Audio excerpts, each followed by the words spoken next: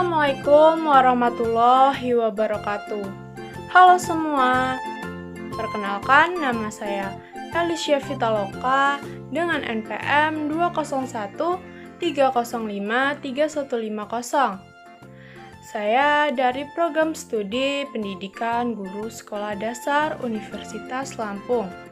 Di sini saya akan menjelaskan tentang materi dinamika demokrasi di Indonesia. Berikut penjelasannya. Demokrasi.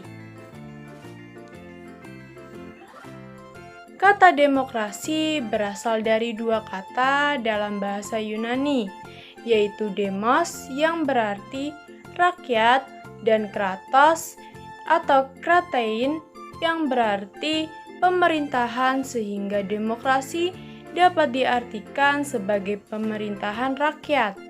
Kata ini kemudian diserap menjadi salah satu kosakata dalam bahasa Inggris, yaitu demokrasi.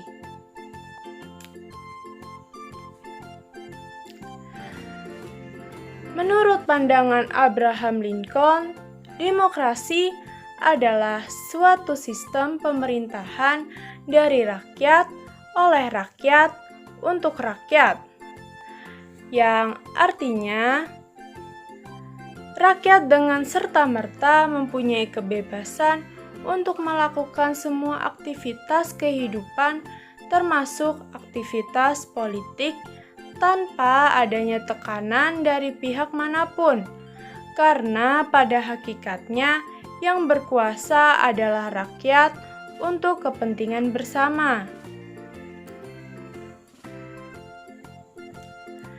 Dengan demikian, sebagai suatu konsep, demokrasi adalah seperangkat gagasan dan prinsip tentang kebebasan yang juga mencakup seperangkat praktik yang terbentuk melalui sejarah panjang dan sering berliku-liku.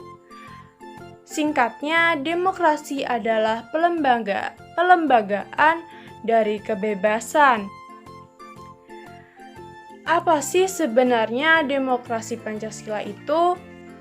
Pada hakikat rumusan demokrasi Pancasila tercantum dalam sila keempat Pancasila, yaitu kerakyatan yang dipimpin oleh hikmat kebijaksanaan dalam permusyawaratan perwakilan. Rumusan tersebut pada dasarnya merupakan rangkaian totalitas yang terkait erat antara satu sila dengan sila lainnya. Hal tersebut senada dengan apa yang diungkapkan oleh Notonegoro. Pemahaman tentang pilar demokrasi. Demokrasi yang pertama adalah demokrasi yang berketuhanan yang Maha Esa. Yang kedua ada demokrasi dengan kecerdasan. Yang ketiga ada demokrasi yang berkedaulatan rakyat. Kemudian ada demokrasi dengan rule of law. Kemudian ada demokrasi dengan pemisahan kekuasaan negara. Yang keenam, ada demokrasi dengan hak asasi manusia. Kemudian yang ketujuh ada demokrasi dengan pengadilan yang merdeka. Kemudian yang ke-8 ada demokrasi dengan otonomi daerah.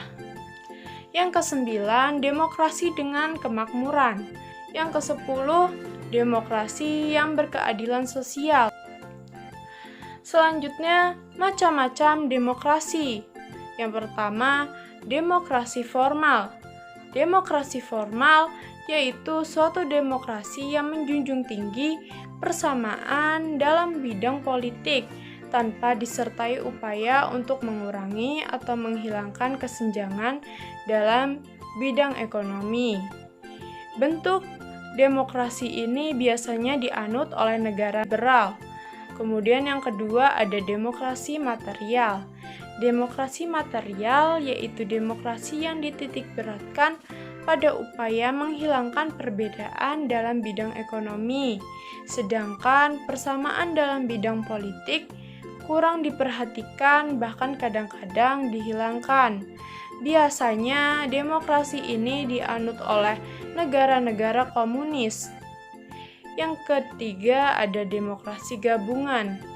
Demokrasi ini membentuk demokrasi yang mengambil kebaikan serta membuang keburukan dari bentuk demokrasi formal dan material.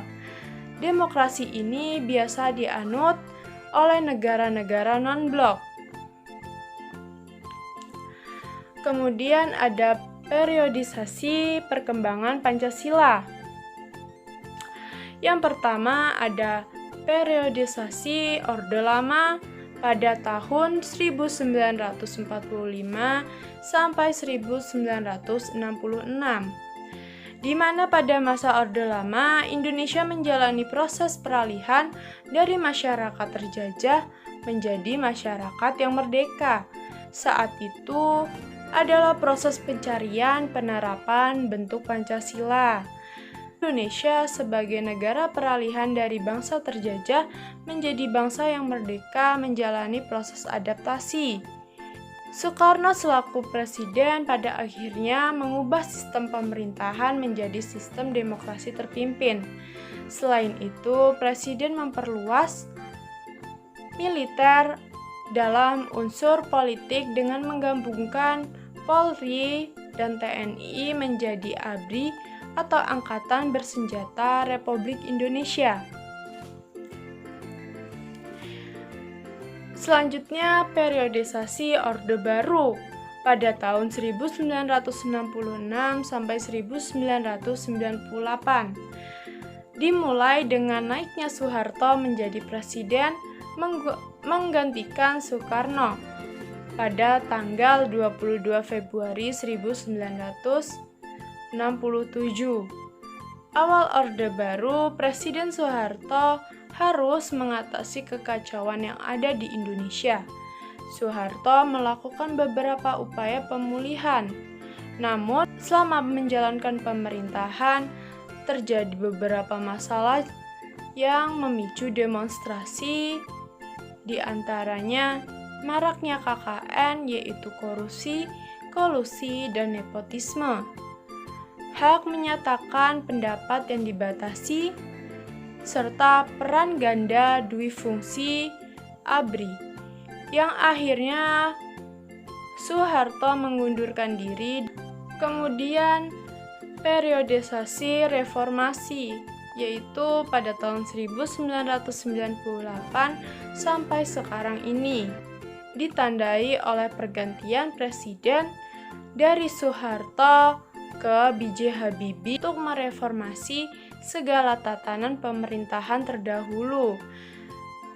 B.J. Habibie mengambil langkah-langkah seperti membentuk kabinet reformasi, memperbaiki sistem ekonomi, mereformasi bidang politik, mengeluarkan Undang-Undang Nomor 9 Tahun 1998 tentang kemerdekaan menyatakan pendapat di muka umum, serta menyelesaikan masalah duifungsi ABRI. Sekian pembahasan saya pada materi hari ini. Terima kasih dan sampai jumpa di video selanjutnya.